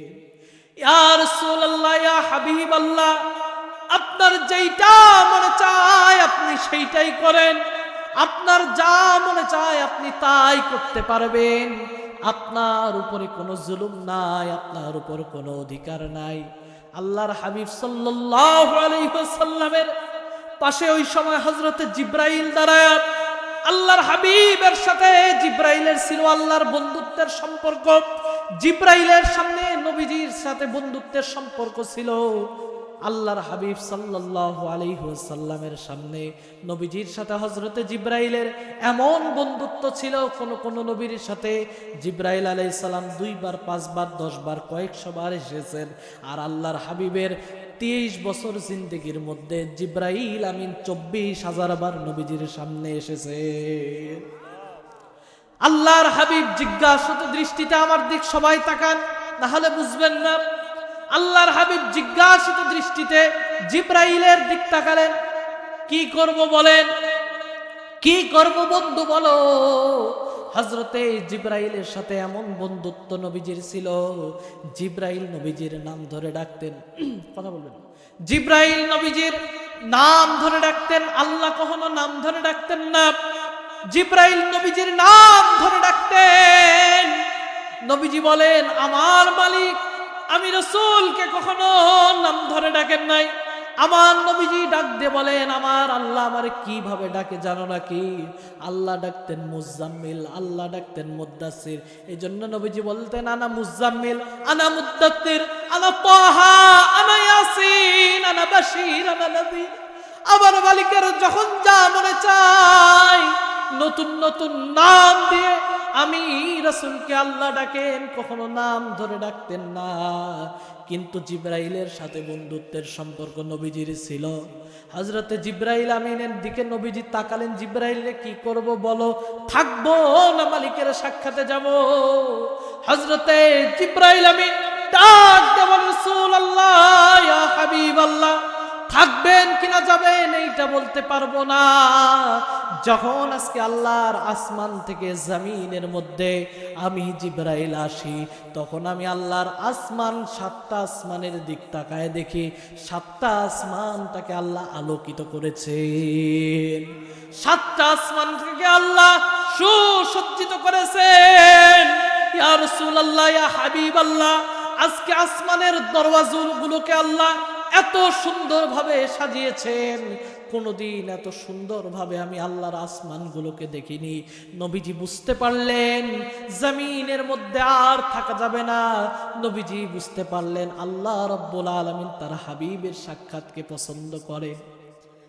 আল্লাহর হাবিব বিশ্ব নবী, এই যে দেখেন উম্মতের ভালোবাসা কাকে বলে, উম্মতের মহব্বত কাকে বলে। ও ঠাকুরগাঁর মুসলমানরা, গভীর রজনীতে যারা আজকে এই মাটিতে বসে আছেন, এই মাটিতে বসে থাকা আপনার জন্য কি ফায়দা বয়ে আনে শুনেন। আল্লাহর হাবিব হযরতে জিব্রাইলের দিক তাকায় নবীজি বলতেছেন, ও জিব্রাইল রে, আমি নবী যদি আল্লাহর রাহে, আল্লাহর সাক্ষাতে চলে যাই, তাহলে আমার গুনাহগার উম্মতের কি অবস্থা হবে? মা ইফআলু বিউম্মতি বাদি, মা ইফআলু বিউম্মতি বাদি, আমার গুনাহগার উম্মতের কি হালত হবে রে জিব্রাইল? আমি নবী তা জানতে চাই। নবীজি সাল্লাল্লাহু আলাইহি ওয়াসাল্লামের এই কথা শুনে আল্লাহ রাব্বুল আলামিনের কাছে হযরতে জিব্রাইল আমিন চলে গেলেন। জিব্রাইল আমিন যে বলতেছেন, আল্লাহ তোমার দোস্ত জানতে চাই, সে চলে আসার পর তার উম্মতের সাথে কি ব্যবহার করা হবে। আল্লাহ রাব্বুল আলামিন হযরত জিব্রাইলকে ডাক দিয়ে বলতেছেন, না জিব্রাইল, আমার হাবিবকে যে বল, আমার হাবিবের উম্মতেরা যদি সত্যিকার অর্থে তাওবার ইস্তেগফার আমি মালিককে হাদিয়া হিসেবে যদি দিতে পারে, আমি এই উম্মতের উপরে কখনোই আযাব আর গজব দিব না। আজকে যে তুমি সুদের সাথে জড়িত, আজকে যে তুমি ঘুষের সাথে জড়িত, আজকে যে তুমি হারাম সম্পর্কের সাথে জড়িত, তুমি যে আজকে আল্লাহর কোরআনের বিরুদ্ধে সংসদের মধ্যে আইন পাশ করো, তুমি যে আল্লাহর কোরআনের বিরোধিতা করো, তুমি যে আল্লাহর কোরআনের বিরোধিতা করো, তুমি যে আলেমদের বিরোধিতা করো, তুমি যে এই মাদ্রাসার হাফেজগুলোর খোঁজ খবর নেও না, তোমার মতন জালেমকে কত আগে আমার আল্লাহ জমিন থেকে ধ্বংস করে দিত। কিন্তু কেন দেয় না জানো নাকি? এই যে রসুলের দোয়াই উম্মতের জন্য।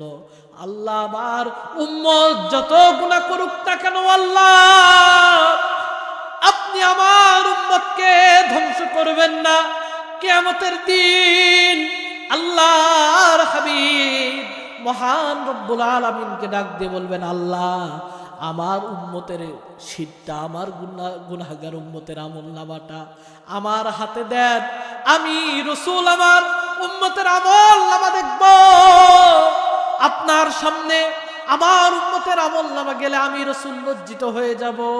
আল্লাহ রাব্বুল আলামিন ডাক দিয়ে বলেন, হাবিব আজকে আপনার উম্মতের আমল নামার মধ্যে এমন এমন পাপ রয়েছে, এমন এমন গুনাহ রয়েছে, যেই গুনাহগুলো, যেই পাপগুলো যদি আপনি রাসূল দেখেন সুহকান সুহকান বলে সরিয়ে দিবেন, কিন্তু তো বান্দা আমার, কিন্তু তো বান্দি আমার, আমি আল্লাহ তো ফেলে দিতে পারি না।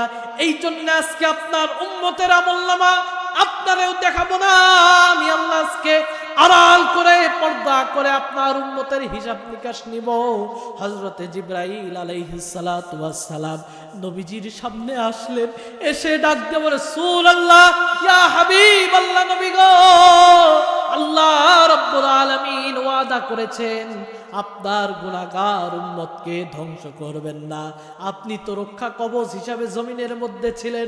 নবীজি বললেন, ও জিবরাইল, আমার মালিক যদি আমার উম্মতের হেফাজতের জিম্মাদার হয়ে যায়, আমি রাসূলের আর টেনশন নাই।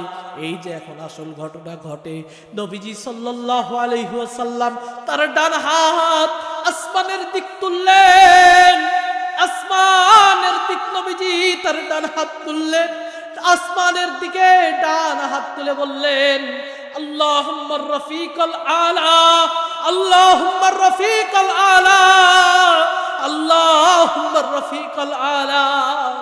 এই তিনবার বলার পর নবীজির হাত মোবারক জমিনের দিকে ঢলে পড়ে যায়। কার হাত পড়ল রে ভাই? এই কার হাত পড়ে গেল? যাকে আল্লাহ গোটা পৃথিবীর জন্য রহমত করে পাঠিয়েছেন, যেই রাসূলকে আল্লাহ ওয়া মা আরসালনাকা ইল্লা রাহমাতাল লিল আলামিন, যেই রাসূলকে আল্লাহ গোটা বিশ্বের মানুষের জন্য রহমত করে পাঠিয়েছেন, ওয়া ইন্নাকা লাআলা খুলুকিন আযীম, যেই রাসূলকে আল্লাহ মহান চরিত্রের অধিকারী করেছেন, তার হাত আজকে পড়ে গেল। যখনই হাত পড়ে গেল, রাসূল আর দুনিয়ার মধ্যে নাই, নবীজি আর দুনিয়ার জমিনের মধ্যে নাই, নবীজি ইন্তেকাল করেছেন। নবীজি যখন হাত পড়ে গেল, হযরতে ফাতেমা রাদিয়াল্লাহু তাআলা আনহা নবীজির সামনে চলে গেল। নবীজির সামনে যে নবীজির চেহারার দিক তাকায়া আছেন, এক দৃষ্টিতে আমার হাবিবের চেহারার দিক তাকায়া আছে, আর ফাতেমাতুজ জাহরা রাদিয়াল্লাহু তাআলা আনহা চোখের পানি ফেলে কেঁদে কেঁদে বলতেছেন, সুব্বাত আলাইয়া আমাসাইবু লাউ আন্নাহা, সুব্বাত আলাইয়া আমাসাইবু লাউ আন্নাহা সুব্বাত আলাল আইয়ামি সিরনা লায়ালিয়া। ও জগৎবাসী, জানো নাকি আমার মনের উপরে কেমন ঝড় আর কেমন তুফান? আমার মনের উপরে আজকে এমন ঝড় আর এমন কালো মেঘ। এই ঝড় আর কালো মেঘের যদি এক অংশ জমিনের মধ্যে দেওয়া হয়, গোটা জমিনটা অন্ধকারচ্ছন্ন হয়ে যাবে। নবীজির ইন্তেকালের খবর শুনে হযরত আবু বকর দৌড়ে নবীজির কাছে চলে আসলেন। জোরে নবীজির সামনে যখন চলে আসলেন, দেখতেছে রহমতের রাসূল সুন্দরভাবে শোয়া, সুন্দর সবুজ ইয়ামানি চাদর নবীজির গায়ের উপরে ঢাকা। দরজার কাছে এসে আবু বকর বলছে, রাসূলুল্লাহ, পৃথিবীর জমিনে, দুনিয়ার জমিনের মধ্যে যেই জায়গার মধ্যে আপনি গিয়েছেন, সেই জায়গার মধ্যে তো আমি আবু বকরকে নিয়ে গিয়েছেন। যেখানেই সফর করেছেন, আমি আবু বকরকে সাথে নিয়ে সফর করেছেন। আজকে এই সফরের মধ্যে কেন আমি আবু বকরকে রেখে গেলেন? হাউমাউ করে নবীজিকে জড়ায়া ধরে চোখের পানি ফেলে কাঁদতেছে।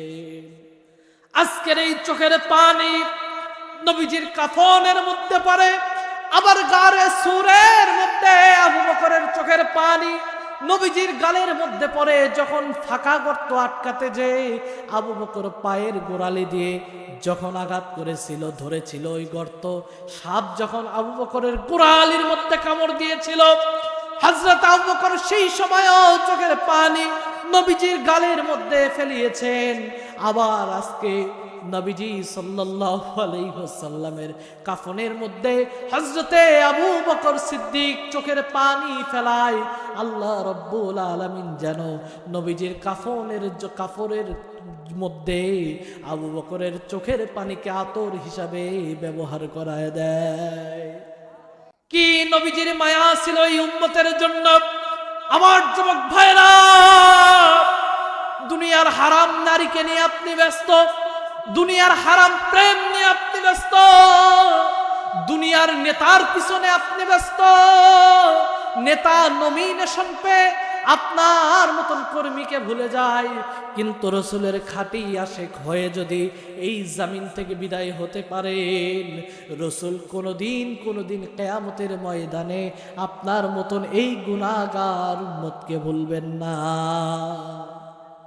তাহলে আজকের থেকে এই বিষয়টা আপনার আমার মাথায় রাখা লাগবে। সব কিছুর চাইতে কার ভালোবাসা? রাসূলের ভালোবাসা। সব কিছুর চাইতে রাসূলের প্রেম, সব কিছুর চাইতে নবীজির মহব্বত। নবীজির মহব্বত যাদের কলিজার মধ্যেই থাকে তারাই দুনিয়ার মধ্যে কামিয়াব হয়ে যায়। মায়েদের সম্পর্কে একটাই হাদিস সমস্ত বক্তারা বলে, সমস্ত ওয়াইজরা একটাই হাদিস বলে, নারীদের জন্য জান্নাতের মধ্যে যাওয়া সহজ। এক হলো নারীরা 5 ওয়াক্ত নামাজ পড়বে, 2 হলো রমজানের মধ্যে রোজা রাখবে, 3 হলো স্বামীর ইতাআত করবে, 4 হলো নিজের সতীত্বকে হেফাজত করবে। কিন্তু এই দুনিয়ার মায়েরা নামাজ পড়াও তাদের জন্য সহজ, রোজা করাও তাদের জন্য সহজ, কিন্তু 3 নাম্বার বিষয় স্বামীর ইতাআত করা, এইটাই আজকে এই সমাজের মহিলাদের জন্য বড় কঠিন হয়ে গিয়েছে। আওয়াজ দেন ঠিক না বেঠিক? ভুল বললাম না ঠিক বললাম ভাই? স্বামীর ইতাআত আজকে না, স্বামীর ইতাআত, স্বামীর গুরুত্ব আজকে নারীদের মধ্যে নেই।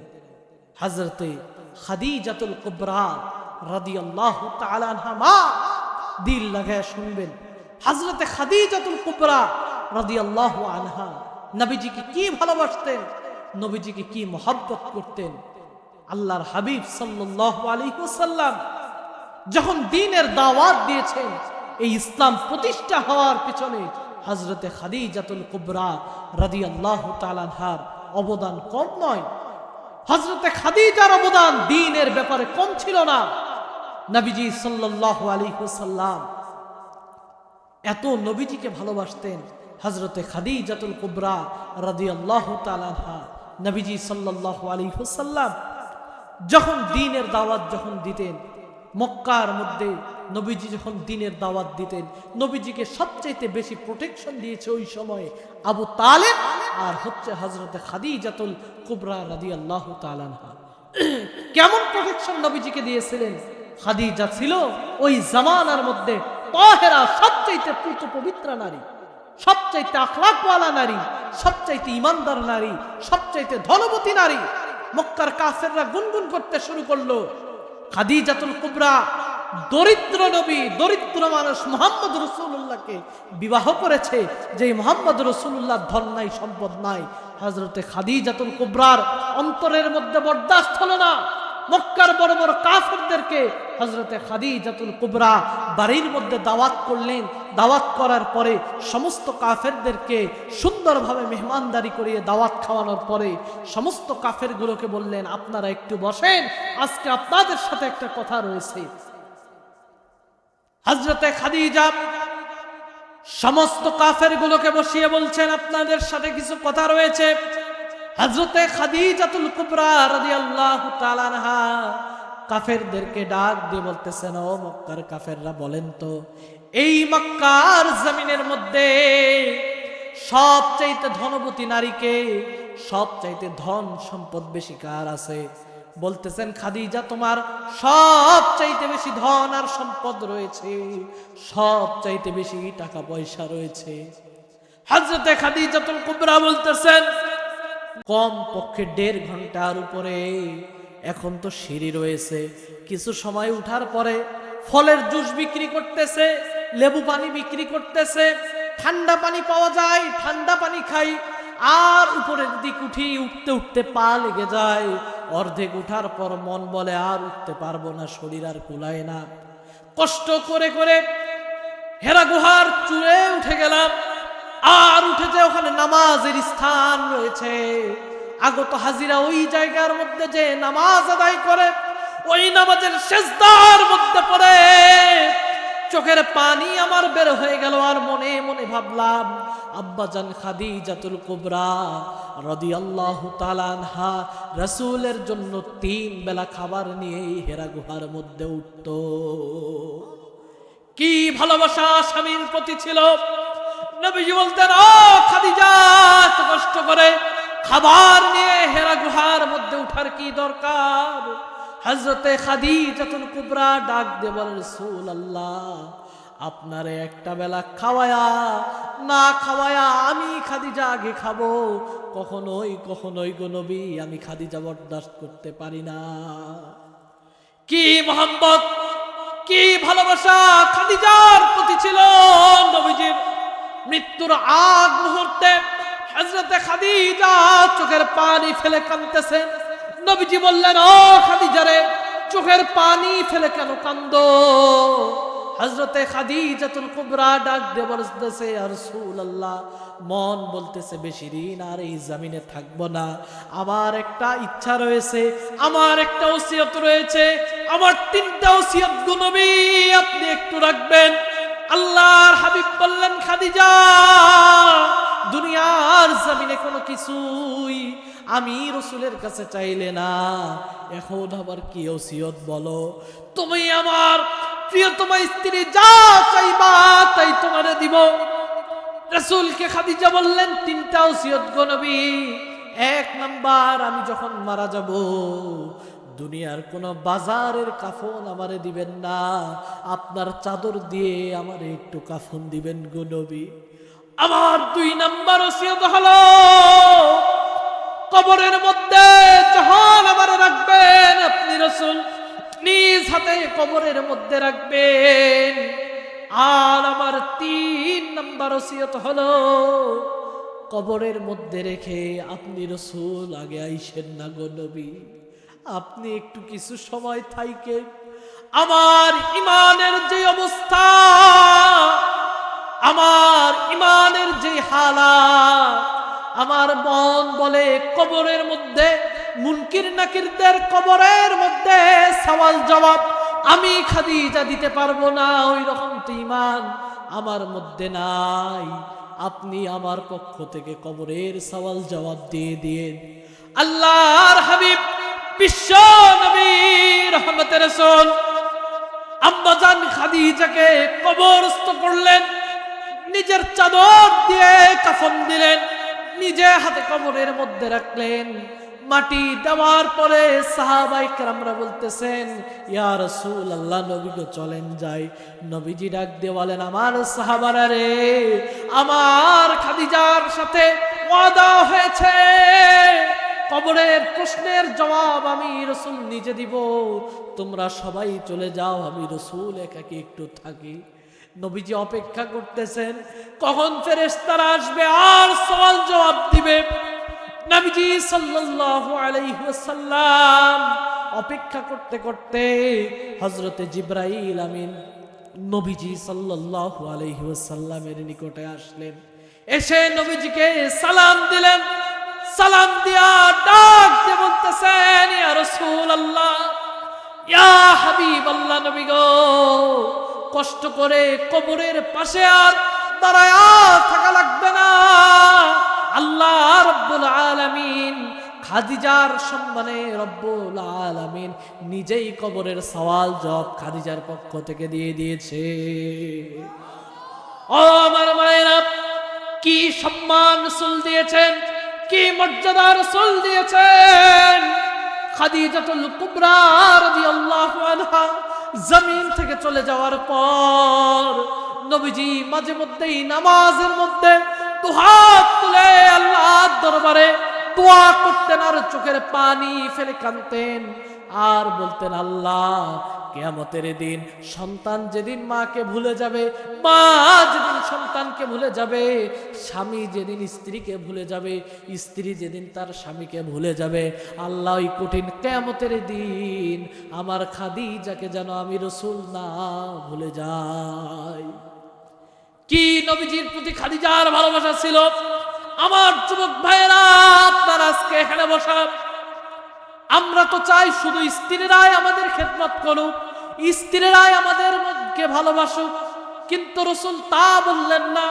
রাসূল করিম সাল্লাল্লাহু আলাইহি ওয়াসাল্লামের প্রতি মহান আল্লাহ কোরআনুল হাকিম নাজিল করে জানায় দিয়েছেন, হুন্না লিবাসুল লাকুম ওয়া আনতুম লিবাসুল লাহুন্না।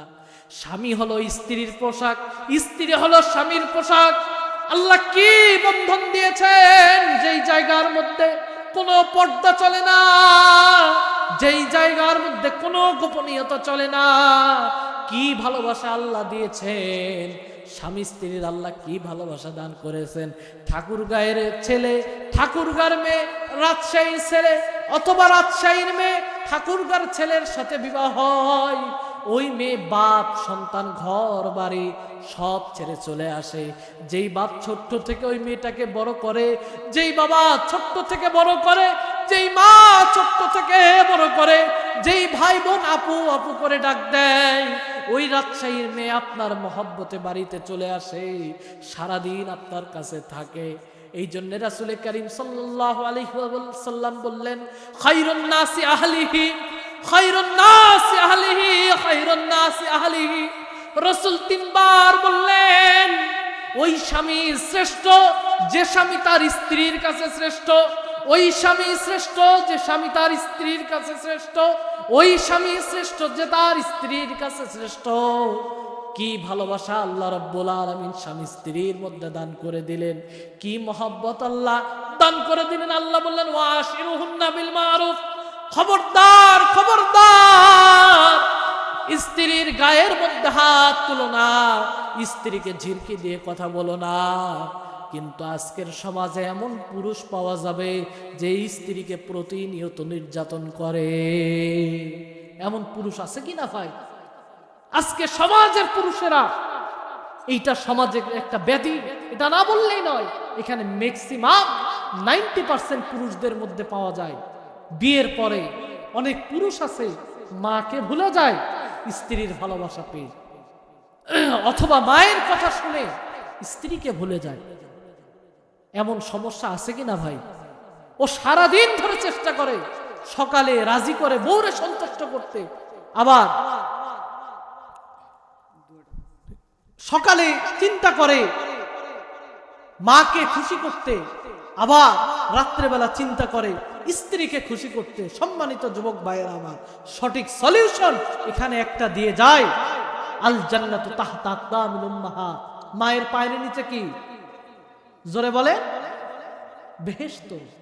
মায়ের পায়ের নিচে প্রত্যেকটা সন্তানের বেহেশত। আপনার জান্নাত আপনার পায়ের নিচে। খবরদার স্ত্রীকে পেয়ে খবরদার খবরদার মাকে ভুলে যাবেন না। আবার অনেক মা এমন পাওয়া যায় যেই মারা শুধু বেটির সংসারকে, নিজের মেয়ের সংসারকে, নিজের মেয়েকেই ভালোবাসে, ছেলের স্ত্রীকে দেখতে পারে না। এমনও শাশুড়ি এই সমাজের মধ্যে আছে না নাই? আওয়াজ দেন, আছে না নাই? এটা সামাজিক একটা ব্যাধিতে পরিণত হয়েছে। 90% পুরুষ এই মানসিক নির্যাতনের শিকার। বউকেও খুশি করতে পারে না, মাকেও খুশি করতে পারে না। ওই পুরুষ চাই বউরেও খুশি করতে, মাকেও খুশি করতে। কিভাবে চলবেন? একটা কথা মনে রাখবেন, একজনকে কখনোই আরেকজনের উপর প্রায়োরিটি দিবেন না। দুইজনের উপর ভালোবাসা, দুইজনের উপর আপনার ইনসাফ সমান থাকতে হবে, তাহলেই আপনি পুরুষ। আর আপনি দুইজনের মধ্যে যদি ইনসাফ না করতে পারেন, আপনি কিসের পুরুষ? রাসূল করিম সাল্লাল্লাহু আলাইহি ওয়াসাল্লাম বললেন, জান্নাত হলো মায়ের পায়ের নিচে।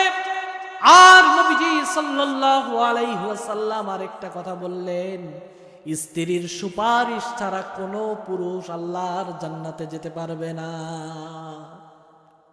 তার মানে কি? স্ত্রীকেও ভালোবাসা লাগবে, মাকেও ভালোবাসা লাগবে, স্ত্রীকেও মহব্বত করা লাগবে, মাকেও মহব্বত করা লাগবে। দুইজনকে ব্যালেন্স করে আপনাকে সমাজে চলতে হবে। বাহিরে আপনি যেমন নেতাগিরি মারেন, বাহিরে যেমন আপনার নেতৃত্বের আসন থাকে, আমরা পুরুষেরা কি বাহিরে ভিতরে আজকে বাঘ হয়ে থাকে, বাড়ির ভিতর বাঘ, বাড়ির ভিতর আপনার আবার কোথায় পানি হয় না কেন, এই তরকারিতে লবণ কম হয়েছে কেন, এই তরকারিতে ঝাল বেশি হয়েছে কেন, বলি কি না? কিন্তু সাহাবাদের চরিত্র ছিল। হযরত ওমর রাদিয়াল্লাহু তাআলা আনহুর কাছে একদিন এক লোক বিচার নিয়ে গেছে, স্বামী স্ত্রীর মধ্যে ঝগড়া, প্রতিনিয়তই স্বামী স্ত্রীর মধ্যে ঝগড়া হয়। লোকটা গিয়েছে হযরত ওমরের কাছে, যে বলবে যে ভাই আমার একটু সমাধান করে দেন। যে দেখতেছেন বাড়ির কাছে, যে দেখতেছেন হযরত ওমর রাদিয়াল্লাহু তাআলা আনহুর স্ত্রী কথা বলতেই আছেন, কথা বলতেই আছেন, কি বিষয়ে জানি নিজে নিজেই কথা বলতেছেন, একটু রাগান্বিত হয়ে হযরত ওমরের সাথে কথা বলতেছেন। আজ হযরত ওমর চুপচাপ করে শুনতেছেন। হযরত ওমর রাদিয়াল্লাহু তাআলা আনহু এক পর্যায়ে ঘর থেকে বাহির হয়ে আসলেন। বাহির হয়ে আসার পরে লোকটা দৌড়ে পালাচ্ছেন, বলতেছেন ভাই তুমি দৌড়ে পালাচ্ছ কেন? খলিফাতুল মুসলিমিন আপনার নিকটে একটা বিচার নিয়ে এসেছিলাম। কি বিচার? আমার স্ত্রী আমার সাথে শুধুমাত্র ঝগড়া করে, এই জন্য বিচার করতে আপনার নিকট এসেছিলাম, কিন্তু এসে নিজেই অবাক হয়ে গেলাম, আমার বউয়ের চাইতে তো আপনার বউ হলো ডাবল রাগী, আমার চাইতে তো আপনার বউ ডাবল রাগী। আপনি সমস্ত কথা চুপ করে শুনতেছেন। হযরত ওমর রাদিয়াল্লাহু তাআলা বলতেছেন বাবা আমার ঘরে সারাদিন রান্না করে কে বলো তো? বলতেছে আপনার স্ত্রী। আপনার আমার ঘরে সারাদিন আমার পোশাকগুলো ধৌত করে কে বলো তো? আমার স্ত্রী। আমার সন্তানগুলোকে মানুষ করে কে বলো তো? আমার স্ত্রী। বলতেছে যে স্ত্রী আমার এত কিছু করে, তার দুইটা কথা শুনলে আমার সমস্যা কি? এই জন্য সম্মানিত প্রিয় ভাইরা আমার, দুনিয়াতে যতদিন বাঁচবেন, অল্প দিনের দুনিয়া, কে আগে চলে যাবেন কে পরে চলে যাবেন, মায়েরা একটা কথা দিল লাগায় শুনবেন, আপনার মারা যাওয়ার পরে আল্লাহর হাবিব বললেন ওই নারীটা, ওই স্ত্রীটা জান্নাতি স্ত্রী। যে স্ত্রী মারা যাওয়ার পরে স্বামী সার্টিফিকেট দেয় আমার স্ত্রীটা ভালো, ওই স্বামীটাই জান্নাতি, ওই পুরুষটাই জান্নাতি। যেই পুরুষ মারা যাওয়ার পরে যেই নারী সার্টিফিকেট দেয় আমার স্বামী জান্নাতি। আল্লাহ রাব্বুল আলামিন যেন এমন মিল মোহাব্বত আমাদের মা এবং আমাদের বোনদের মাঝে, মা এবং আমাদের বোন, আমাদের স্ত্রী, সবার মাঝে যেন আল্লাহ রাব্বুল আলামিন যেন এমন একটা মহব্বত তৈরি করে দেয়। সকলে বলি আল্লাহুম্মা আমিন।